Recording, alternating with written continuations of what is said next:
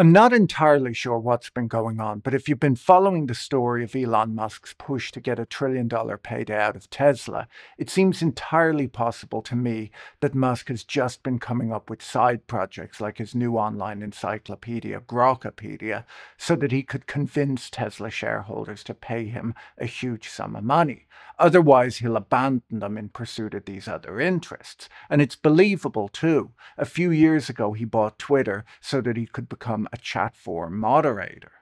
Yesterday, Tesla's shareholders caved in and approved a pay package that would make Musk the world's first trillionaire and grant him control of a quarter of the company's shares if he hits a series of ambitious targets. So maybe this whole Grokipedia thing is already over.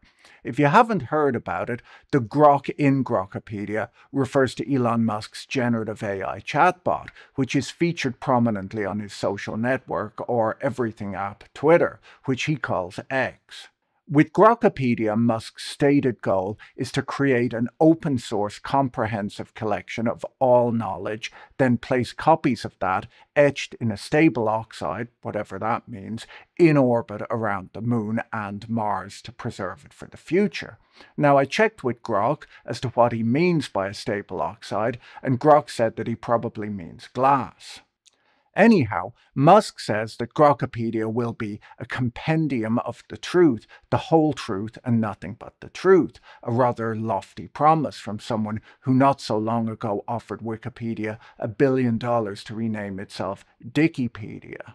Elon Musk has framed the project as a purge of propaganda, a replacement for what he calls legacy media, and a step towards building a more open-source repository of knowledge. But given Grokipedia's reliance on his chatbot Grok, the result may be less Encyclopedia Britannica and more Reddit meets Twitter trolls, as his chatbot does train on sources like that. According to XAI, Grok will be responsible for all fact-checking on Grokipedia, which is a bit like asking a parrot to verify a Shakespeare quote. It might sound convincing, but you wouldn't want to bet your reputation on its accuracy.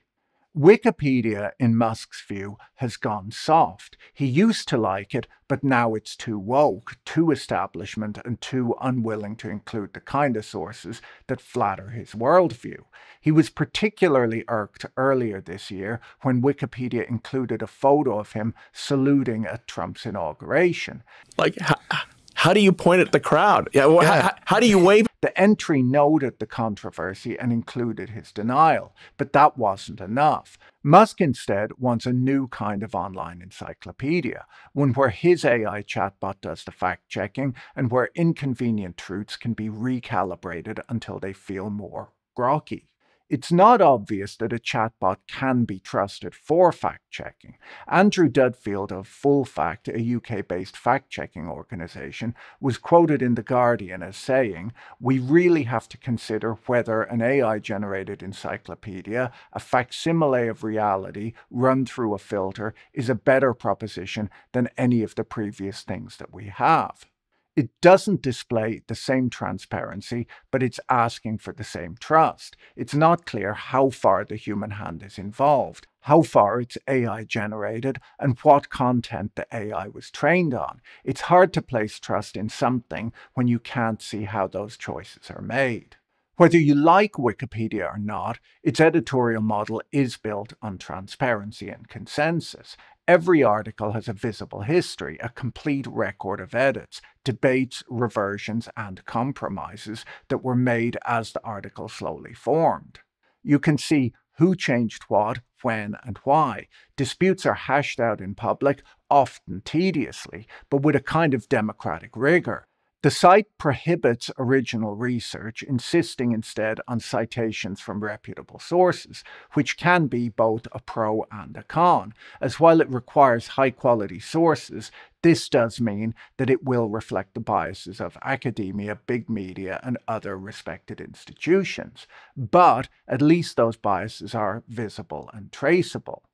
Grokipedia, on the other hand, offers no transparency, other than providing sources like Wikipedia does. But as you'll see later on, the sourcing on Grokipedia has its own problems. Before we go any further, let me tell you about this week's video sponsor, Surfshark, a VPN that works on Windows, Mac, Android, iOS, and more. Using a VPN is a lot like wearing pants, as with it, all of the important stuff stays private and secure. With Surfshark, your internet traffic goes through a secure encrypted tunnel, adding a layer of privacy protection, which is particularly important if you use public Wi-Fi networks. On top of that, if you log into streaming services in different countries, you'll find that different content is available, which can be quite annoying. With Surfshark, no matter where in the world you are, you get to take your internet from home with you. Surfshark is fast, reliable, and they don't collect or track your data.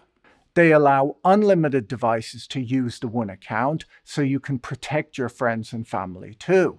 There's no risk in trying it out, as they offer a 30-day money-back guarantee. Go to surfshark.com/Boyle to get 4 extra months of Surfshark VPN. Click the link in the description to sign up today.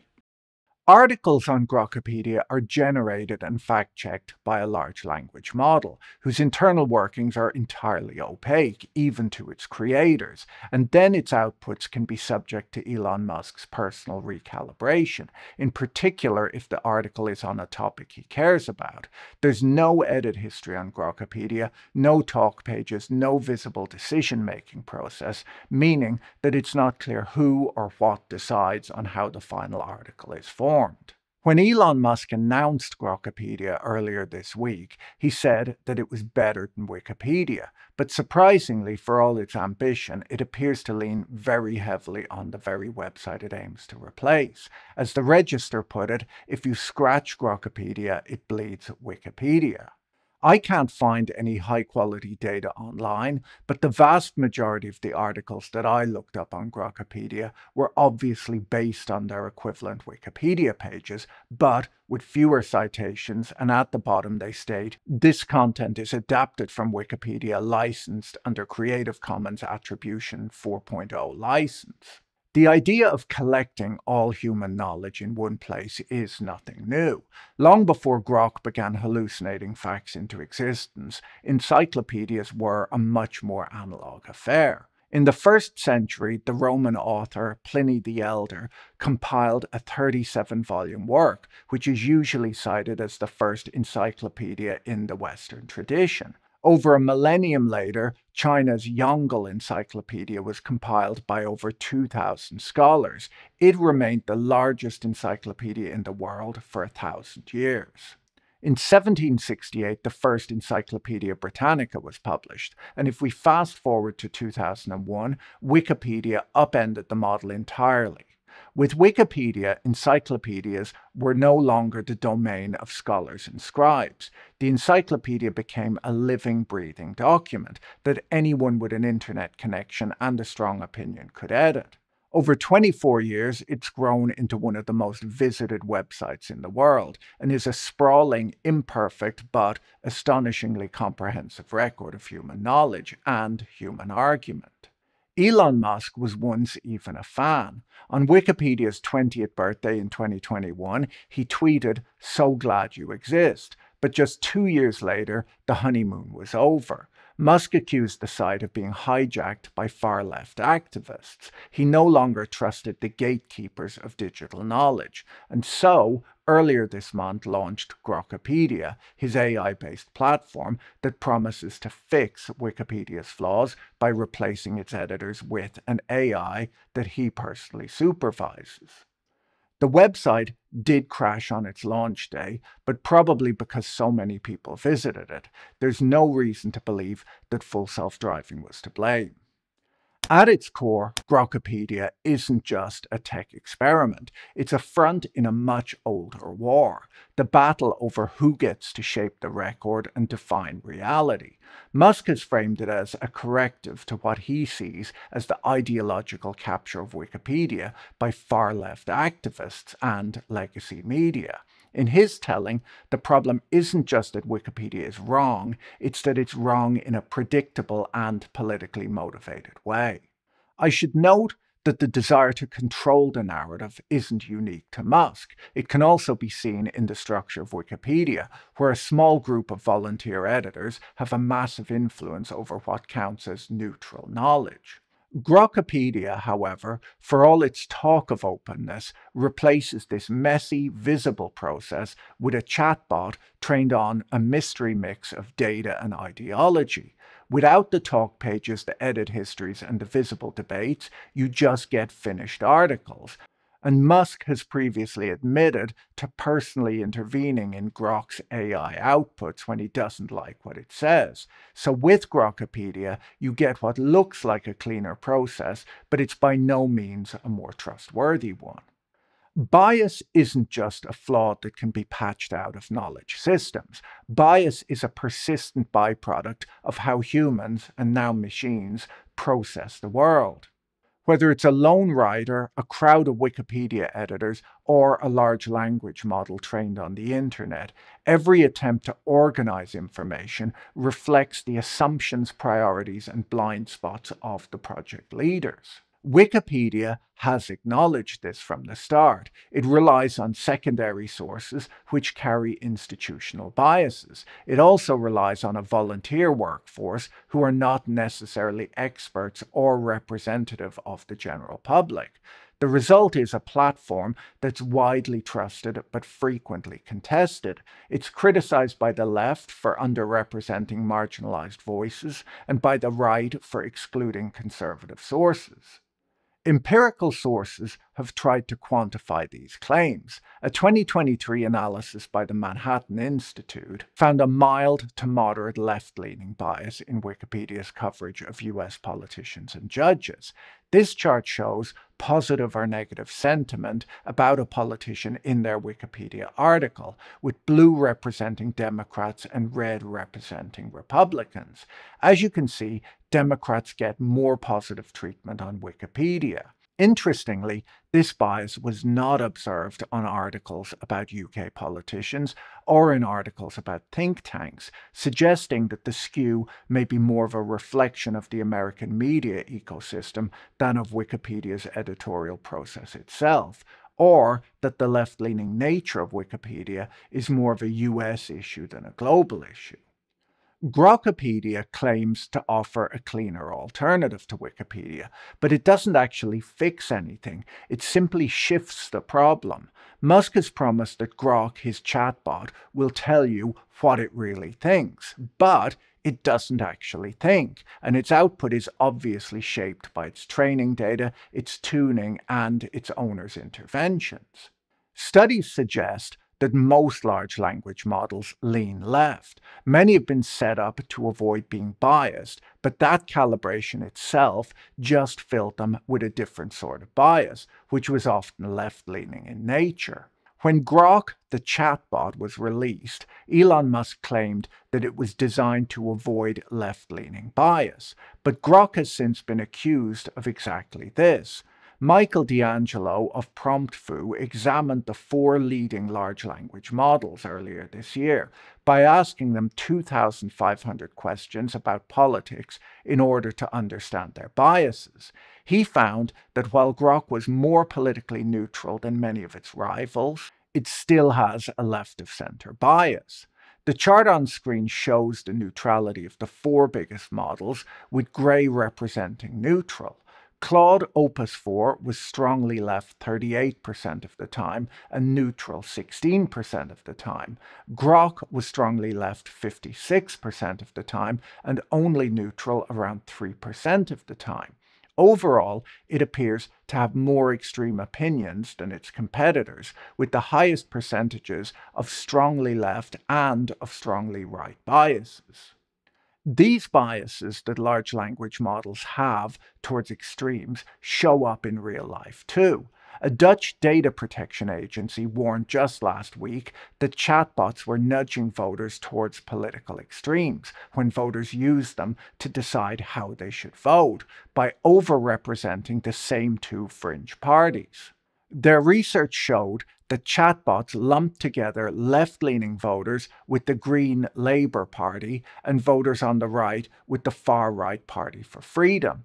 They found that the other, more mainstream parties didn't feature in the chatbot recommendations. A possibly deeper problem is that while LLMs are quite clearly biased, they're also quite good at obscuring these biases. Their outputs are fluent, confident, and often wrong.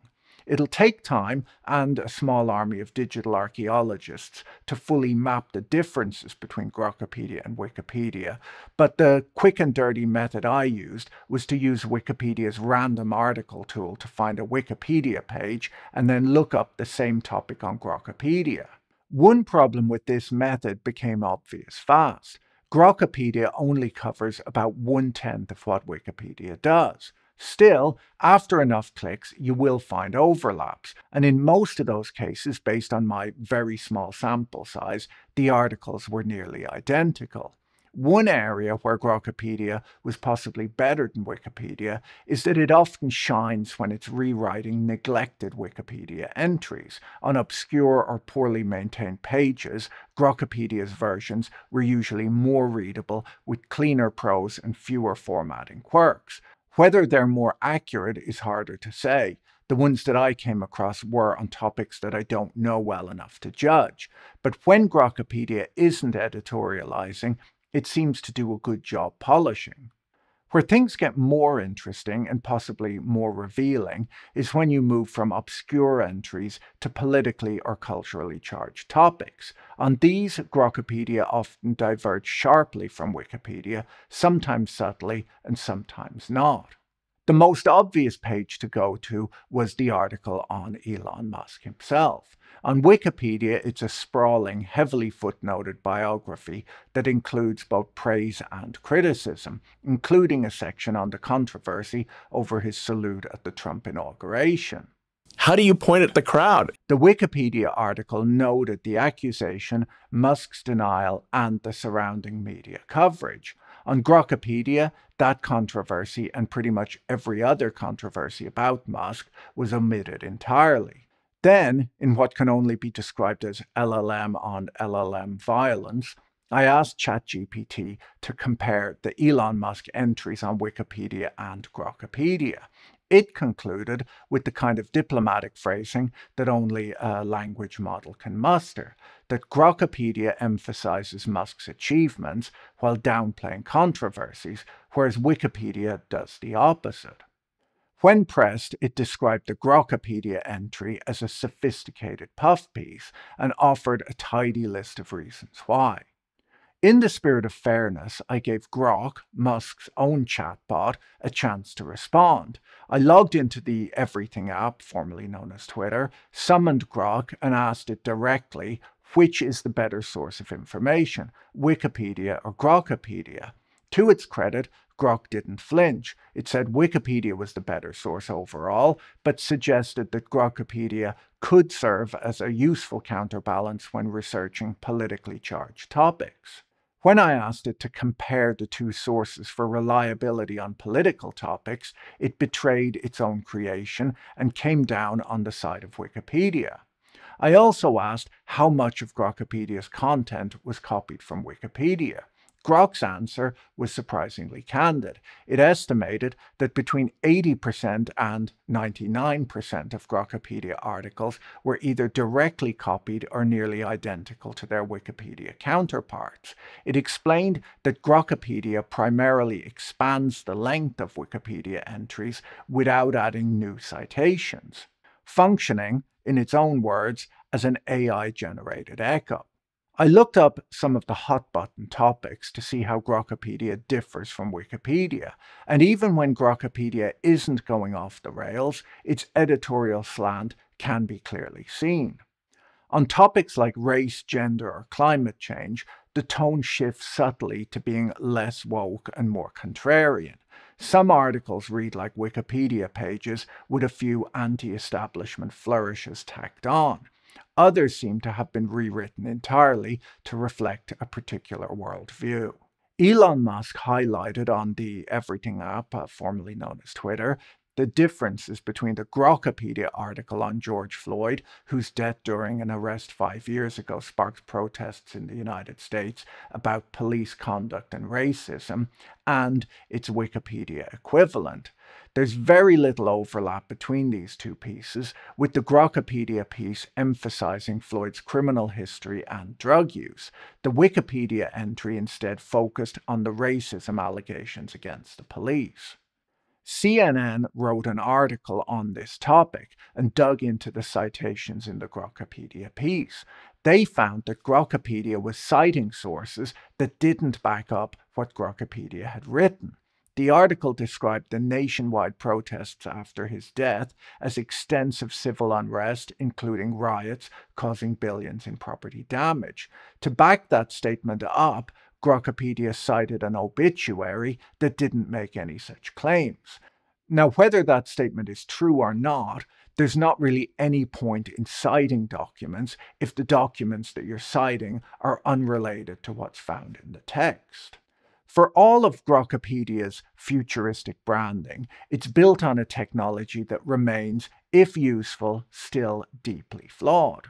Large language models like Grok have been described as stochastic parrots, a term coined by the linguist Emily Bender and colleagues to describe systems that generate fluent, plausible-sounding text without any real understanding of meaning.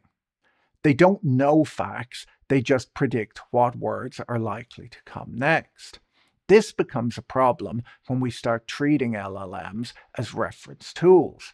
Grok, like its peers, has a history of hallucinating, inventing facts, misattributing quotes, or veering into outright nonsense. In some cases, it's gone far beyond that. In a recent incident, a Tesla owner claimed that the in-car version of Grok asked her 12-year-old son to send nudes to it during a conversation about football.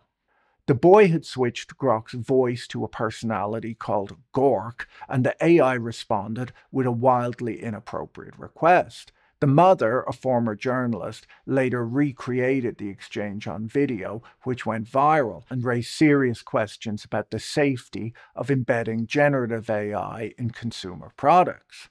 Other Grok-generated content has included references to racist conspiracy theories and bizarre episodes like the Mecha Hitler incident. These are all reminders that AI doesn't understand what it's saying. It can't weigh evidence, assess credibility, or recognize when it's crossed a line. Grokipedia, while built on Grok, is a very strange idea within the world of AI. It doesn't generate new answers on the fly like large language models do. Instead, it offers a semi-static collection of articles, curated, edited, and occasionally updated. In theory, this makes it more stable, but in practice, it makes you wonder if the content is fixed, why not just ask an LLM directly? What's the point of a frozen chatbot? Meanwhile, Wikipedia, for all of its flaws, remains the backbone of the internet's knowledge infrastructure. It's still one of the most cited sources in Twitter's community notes and a foundational training dataset for nearly every major LLM. And yet, as with traditional journalism, its traffic is declining. Since the rise of generative AI, Wikipedia has seen a sharp drop in page views as users increasingly turn to chatbots for quick answers instead of clicking through to the source.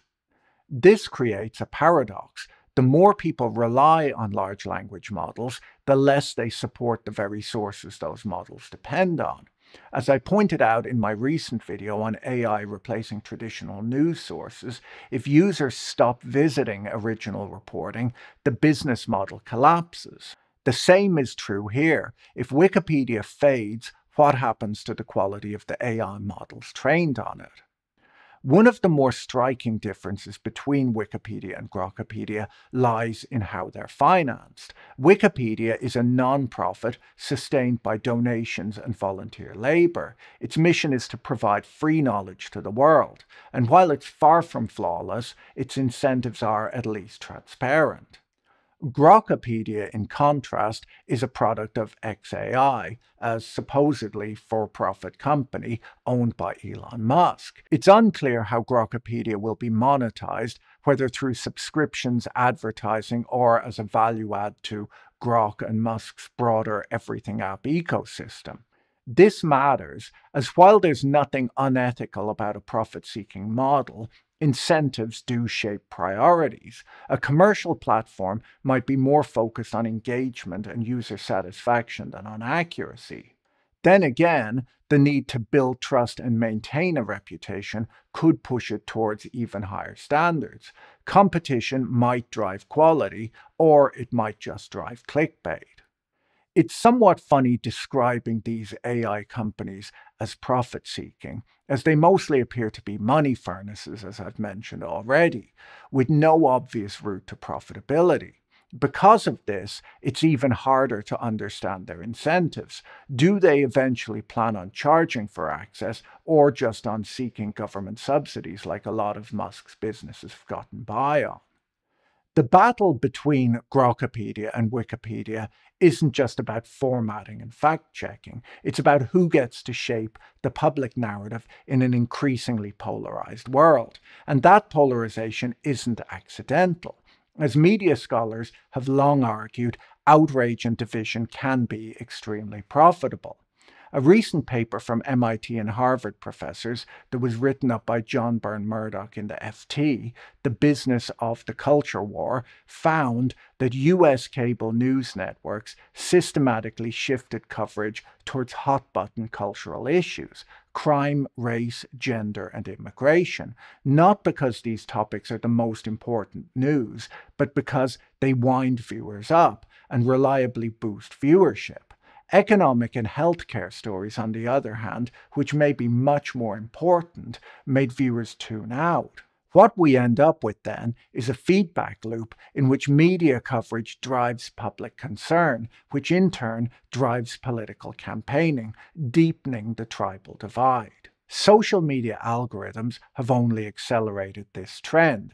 Algorithmically driven platforms like Facebook, Instagram, TikTok, Twitter, and YouTube reward engagement, not nuance. And now, with the rise of LLMs, we're possibly entering a new phase, one where AI systems trained on this polarized content begin to reflect and amplify it. The risk is that these models not only inherit this bias, but that they also normalize it, smoothing over complexity with confident, context and nuance-free answers. I have to admit that it really amuses me, the idea that Elon Musk is talking about etching Grokipedia into a stable oxide that he puts into orbit around the moon or Mars. There's a good chance that this huge hunk of glass would just end up at the bottom of the Indian Ocean, along with everything else he's tried to put into orbit in his Starship rockets. But it's also funny to imagine an advanced civilization stumbling across it in the distant future, and then discarding it after deciding that they're not really that interested in Tommy Robinson and reading about how Elon Musk occasionally eats donuts and has posted over 20,000 humorous tweets. Grokipedia promises to fix Wikipedia's flaws, but it ignores the very solutions to this recognized problem that one of Wikipedia's co-founders, Larry Sanger, proposed on his website. In a detailed essay, Sanger argued that the site's founding principles were being sacrificed in favor of ideology. And then he laid out 9 reforms to restore editorial integrity. Ideas like ending decision-making by consensus, allowing competing articles, and abolishing source blacklists. Grokipedia adopts none of these ideas. Instead, it replaces human messiness with algorithmic confidence, offering a curated echo chamber where the chatbot does the fact-checking and the founder sets the overall tone. This whole episode reflects a broader shift in how we think about knowledge. We live in a time when algorithmic aggregation is increasingly seen as being more trustworthy than human effort, when the outputs of opaque systems are treated as objective simply because they're machine-generated. The Silicon Valley mindset embraces the idea that making mistakes is fine, while the academic world builds trust slowly through scholarship and scrutiny over long periods, in which the illusion of certainty is deliberately dismantled. One is a culture of speed and scale, the other of depth and doubt. Grokipedia, for all of its futuristic branding, is not a better encyclopedia. It's a product of a worldview that sees truth as something that can be engineered, optimized, and possibly someday, in some unknown way, be monetized. But truth isn't a static artifact to be etched in glass and flung into orbit. It's a process, messy, contested, and human. And if we abandon that process in favor of algorithmic certainty, we risk replacing knowledge with narrative and inquiry with ideology. I worry that I've finished up here on an overly serious tone, and I figure to lighten the mood I should probably let Elon Musk, the author of over 20,000 humorous tweets and a former host of Saturday Night Live, tell a quick joke. So the joke is like there's two economists going on a hike in the woods. They come across a pile of shit, and one economist says to the other, "I'll pay you $100 to eat that shit." So the economist eats the shit, gets the $100. They keep walking. Then the other then they come across another pile of shit, and the other economist says, "Now I'll pay you $100 to eat the pile of shit." So he pays the other economist $100 to pile of shit. Then the way they said, "Look, wait a second. We both just ate a pile of shit, and we don't have any more extra money. Like we both, you just gave the $100 back to me, and we both ate a pile of shit. This doesn't make any sense." And they said, "No, but think of the economy, because that's $200 of that in the economy. That basically that measure eating shit would count as a job." This is to illustrate the absurdity of economics. One of the things you said when If you enjoyed this video, you should watch my video, Is AI Slop Killing the Internet, next. Don't forget to check out our sponsor Surfshark using the link in the description, and talk to you again soon. Bye.